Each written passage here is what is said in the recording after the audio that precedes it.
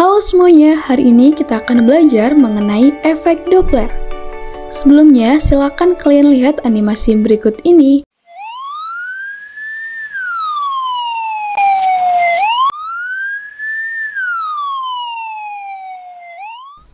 Apa yang kalian lihat dari peristiwa tersebut?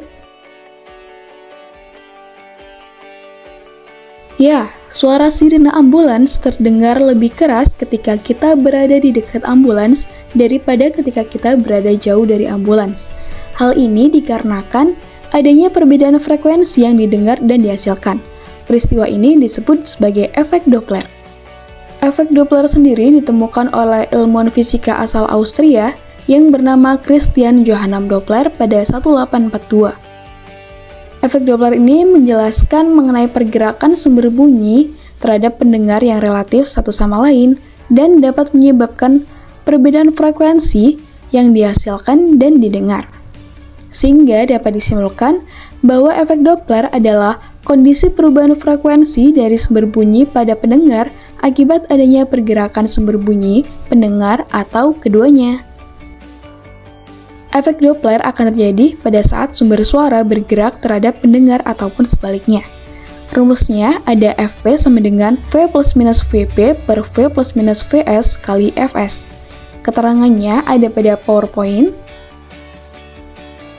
Untuk menentukan nilai plus minusnya ada ketentuannya sendiri. Yang pertama, Vs bernilai positif jika sumber bunyi menjauhi pendengar, dan sebaliknya ketika mendekati pendengar maka Vs akan bernilai negatif.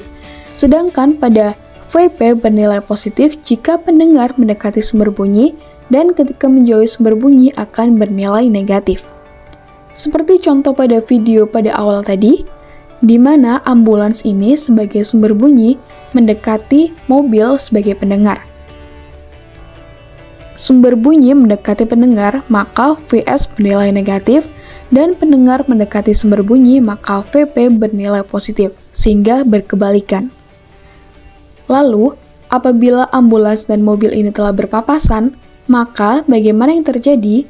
Ambulans masih berfungsi sebagai sumber bunyi dan mobil sebagai pendengar, maka Vp bernilai negatif karena mobil menjauhi sumber bunyi dan sumber bunyi yang menjauhi dari pendengar maka akan bernilai positif. Lalu bagaimana jika pendengar tidak bergerak terhadap sumber bunyi? Kalian perhatikan animasi berikut.